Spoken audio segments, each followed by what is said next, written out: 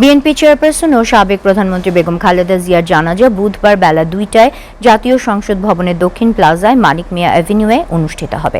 জানাজা শেষে তাঁকে তাঁর স্বামী শহীদ রাষ্ট্রপতি জিয়াউর রহমানের পাশে দাফন করা হবে বলে জানিয়েছেন দলটির মহাসচিব মির্জা ফখরুল ইসলাম আলমগীর। খালেদা জিয়ার মৃত্যুর শোককে শক্তিতে রূপান্তর করে এগিয়ে যাওয়ার আহ্বান জানান তিনি। গুলশানে দলের স্থায়ী কমিটির বৈঠক শেষে এসব কথা বলেন বিএনপি মহাসচিব। আব্দুল আহাদের প্রতিবেদন। দেশবাসীকে কাঁদিয়ে চিরবিদায় নিলেন মহাকাব্যের এক উজ্জ্বল নক্ষত্র বিএনপি চেয়ারপারসন বেগম খালেদা জিয়া। তার জানাজা ও দাফনের বিষয়ে সিদ্ধান্ত নিতে তারেক রহমানের নেতৃত্বে গুলশানে অনুষ্ঠিত হয় স্থায়ী কমিটির বৈঠকে মাকে হারানোর বিষণ্ণতা ফুটে ওঠে ভারপ্রাপ্ত চেয়ারম্যানের মুখে। পরে বৈঠকের সিদ্ধান্ত জানান বিএনপি মহাসচিব মির্জা ফখরুল ইসলাম আলমগীর। বলেন, খালেদা জিয়ার জানাজা পড়াবেন জাতীয় মসজিদ বাইতুল মোকাররমের খতিব। পুরো জানাজার কার্যক্রমের সঞ্চালনা করবেন বিএনপির স্থায়ী কমিটির সদস্য নজরুল ইসলাম খান। জানাজার জন্য আমরা স্থায়ী কমিটি সিদ্ধান্ত নিয়েছি যে আগামীকাল দুপুর ২টায় পার্লামেন্ট ভবনের দক্ষিণ প্লাজায় যে মাঠ এবং মানিক মিয়া অ্যাভিনিউ এই পুরো অংশ জুড়ে আমাদের নেত্রীর জানাজা অনুষ্ঠিত হবে।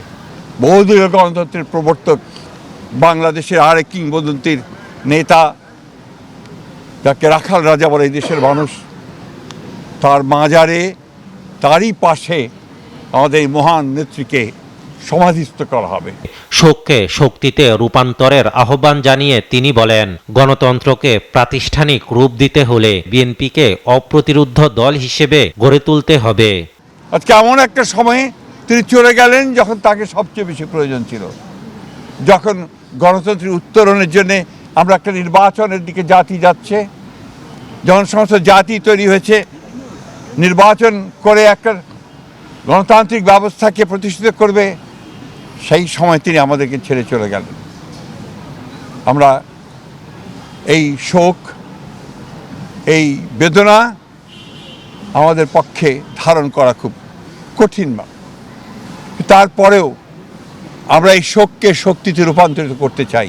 এর আগে সকাল থেকে চেয়ারপারসনের মৃত্যুর সংবাদে গুলশানে ভিড় করতে থাকে বিএনপির নেতাকর্মীরা। এই সময় কান্নায় ভেঙে পড়েন অনেকে।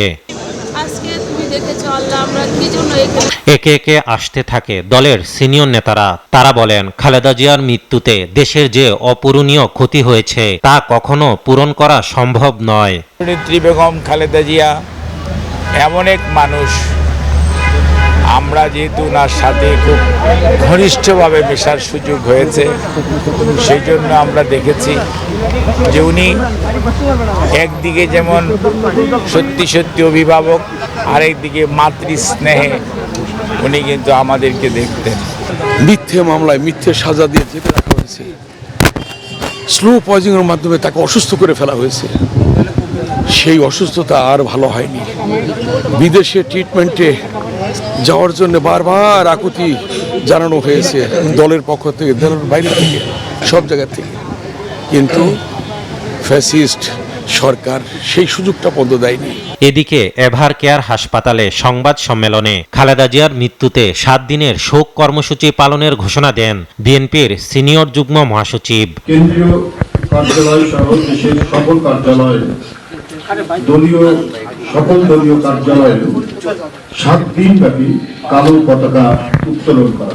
৭ দিন ব্যাপী কালো পতাকা উত্তোলন করা। দলের সকল স্তরের নেতাকর্মীরা এই ৭ দিন ব্যাপী কালো ব্যাজ ধারণ করবে। আব্দুল আহাদ, এসটিভি, ঢাকা।